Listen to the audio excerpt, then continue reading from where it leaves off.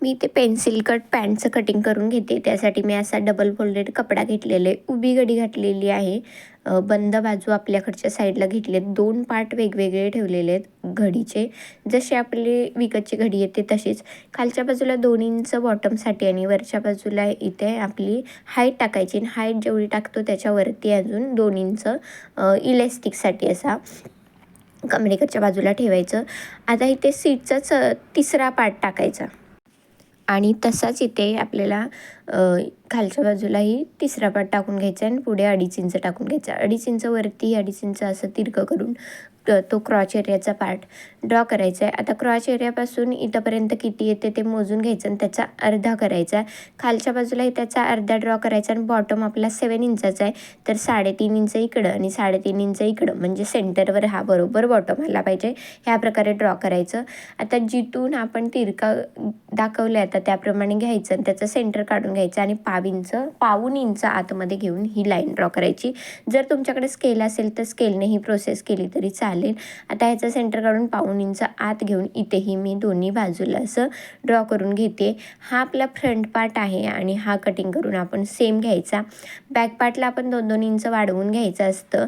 आणि हा मी ड्रेस मटेरियलमधला असा फॅब्रिक आहे हा पॅन्टचा.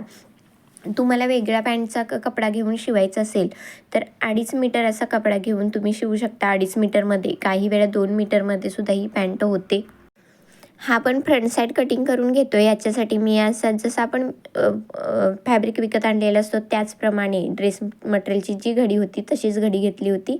आणि बंद भाग आपल्याकडे बंद भाग नसला तरी चालतो, कारण हे 4च फोल्डेड निघतं. हे पुढचे 2 पार्ट आणि मागचे 2 पार्ट. आता आपण फ्रंट पार्ट आहे तसा ठेवून घेतला घडीकडच्या बाजूने आणि असं 2-2 इंच सगळीकडून वाढवून घ्यायचं. आणि जिकडे आपला क्रॉच एरिया येतोय तिकडून वरती असा बॅक पार्टला 2 इंच वाढवून घ्यायचा असतो, सीट कटच्या बाजूला यावं म्हणून.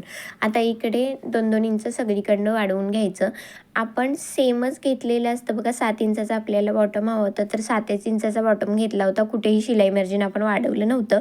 तर हे बॅक साईडला आपण 2 इंच वाढवतोय, त्यात शिलाई मार्जिन होऊन प्रॉपर अशी पॅन्ट आपली बसते. ही खूप सुंदर पॅन्ट बसते, कम्फर्टेबल पण असते.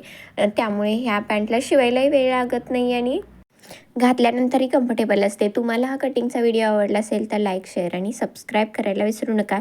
तुम्हाला ह्याचा फुल व्हिडिओ माझ्या चॅनलवर बघायला मिळेल, तो तुम्ही नक्की पहा. आणि स्टिचिंगचा व्हिडिओ मी दुसऱ्या पॅन्टवर दाखवेन.